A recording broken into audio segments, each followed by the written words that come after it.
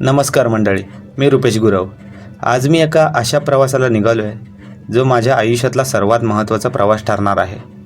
गेल्या 6 पिढ्यांपासून आमचं कुटुंब नाखरे या गावात स्थायिक आहे. पण आमची खरी मूळ कुठे आहेत?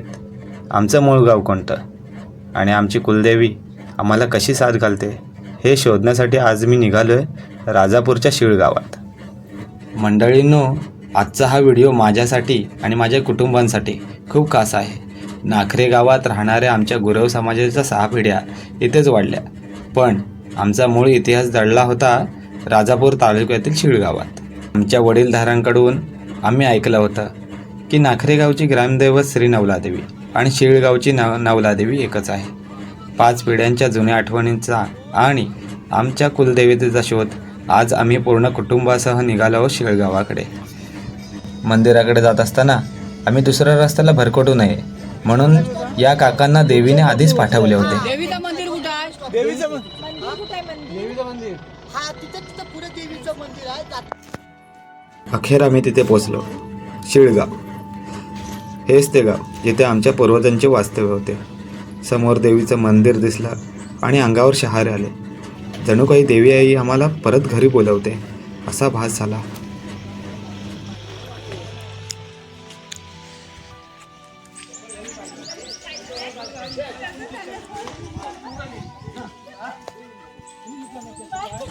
मंदिरासमोर असलेल्या थंड पाण्याने हातपाय धुतले आणि मंदिरात प्रवेश केला. जाता जाता एक समोर पाटी बघितली. 1947 रोजी हे मंदिर स्थापन झाले होते. मंदिरात आल्यानंतर हा भावूक क्षण मी लगेच कॅमेऱ्यामध्ये कैद केला. काय झालं मंडळी? मला शोधताय ना? थांबा, आलोच. मंडळी रामराम. नाथ सप्तसुरांचा या चॅनलवरती स्वागत आहे. मी स्वतः रुपेश गुरव तुमचं स्वागत करतो. माझ्यासोबत माझे 2 भाव आहेत आणि सोबत फॅमिलीसुद्धा आहे.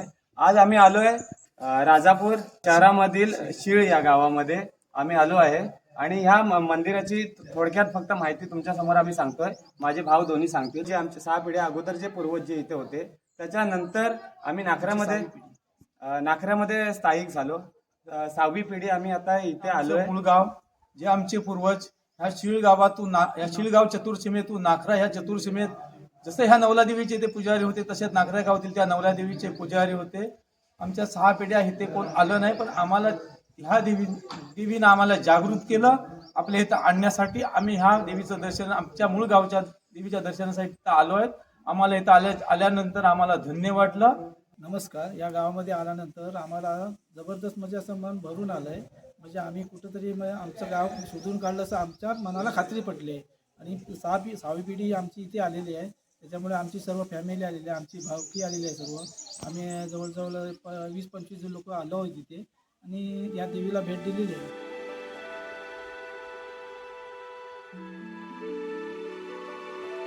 मंडळीनो, या दगडांमध्ये वसलेले देव ते नाही माहीत आम्हाला कोणते.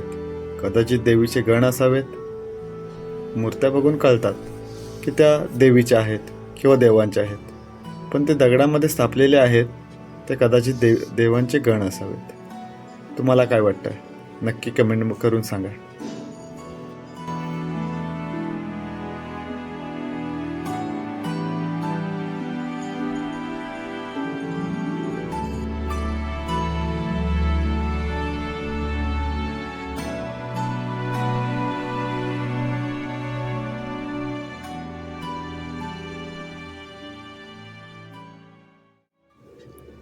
मंदिरातील प्रत्येक दगड, ती शांतता आणि प्रसन्न वातावरण, मी इथली प्रत्येक गोष्ट माझ्या कॅमेऱ्यात टिपण्याचा प्रयत्न केला आहे. 6 पिढ्यांचा दुवा आज इथे जोडला गेला होता. मंदिराचे सुख अनुभवल्यानंतर आम्ही मनाच्या मनात देवीची प्रार्थना केली. देवीला हाक मारली. पाठीशी उभे राहा बोललो. सोबत देवीला फुलांचा हार, गजरा, ओटी या गोष्टी वाहिल्या. संपूर्ण परिवारासोबत देवीचं दर्शन घेतलं. मनावरचं सगळं ओझं हलकं झालं. हा प्रवास फक्त 2 गावांमधला नव्हता, तर तो आमच्या अस्तित्वाचा शोध होता. तुम्हाला हा आमचा कौटुंबिक प्रवास कसा वाटला? कमेंट करून नक्की सांगा. पुन्हा भेटू नवीन व्हिडिओमध्ये.